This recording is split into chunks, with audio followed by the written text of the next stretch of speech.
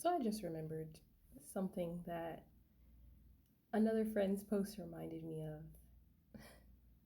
And it was about something that I mentioned before, like about anger and how, like, it's always seen as like the person that's worked up being the bad person.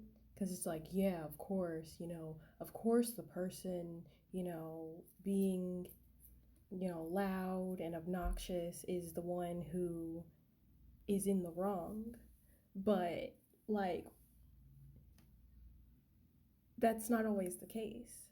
Sometimes the person who is being loud and obnoxious has been psychologically, emotionally, and mentally tortured by the other person on many different levels that nobody will ever see.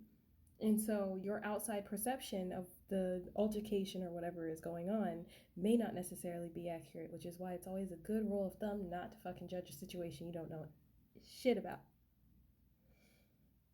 Because I have had, and it's funny because a lot of people say, oh, don't give them that energy. When like you get mad, you're just giving them your energy. That's not always the case either. Now, this is why your own discernment and your own process of thought is so fucking important, because not every time confronting someone in anger has to be like a big blow up to the point where you're about to punch them in the motherfucking face. Sometimes it's just you getting angry and stating the motherfucking facts that you've been holding back because you never fucking said anything to begin with. And sometimes you being angry and saying some shit, basically putting your foot down and standing up for yourself, is you taking that power back. Because I had a couple of those instances with me and freaking family. And it's just like, I didn't feel drained because of it. No, I felt like I had enough energy for the rest of the motherfucking day. And you can say what you want about that motherfucking shit. But the thing is when someone has been pushing you and pushing you and trying to drive you crazy by constantly doing little shit to you that nobody else would know, because they know your deepest, darkest fucking secrets. So they know exactly how to trigger you in ways that seem like it's a normal fucking thing. But it's not. And those triggers can be something so fucking simple to somebody on the outside. Just like one time when I was in medical school, someone was explaining how, she sets her boundaries because she doesn't like certain nicknames. And she was just like, yeah, I don't like this specific nickname. And so I tell people to just call me by my real name or whatever she chose.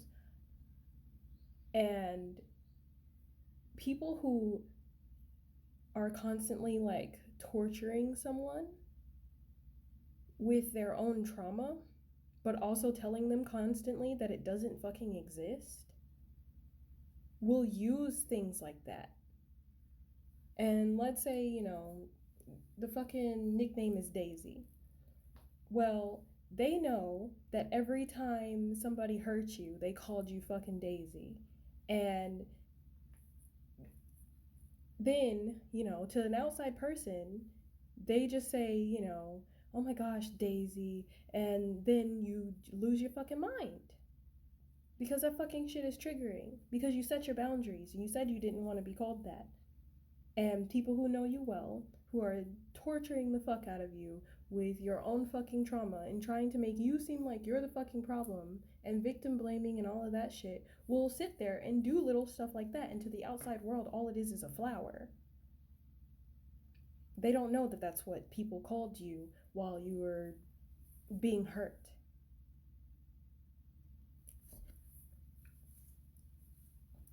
But, you know, that's why it's always a good rule of thumb not to fucking judge and to mind your damn business. Because not every fucking situation is one of those, oh, well, don't give them that energy. Sometimes you have to. Sometimes they need that energy. Sometimes you need to tell them to get the fuck on. Because, when someone is invading your space or disrespecting your boundaries, you have every right to be pissed off about it. Because they know, especially if you were a previous people pleaser, they know that you're not going to say shit to them and they get off on that shit. And when you do say shit to them, they want to act like they can get off on the fact that you're angry too. No, I'm fucking standing up for myself. I'm not fucking about to hit nobody. I'm telling you to get the fuck up out my face. Because there will be consequences, one way or another. Like, for real, don't motherfucking play with me. Sometimes your silence is what's keeping the karma at bay. But anyway, that's it.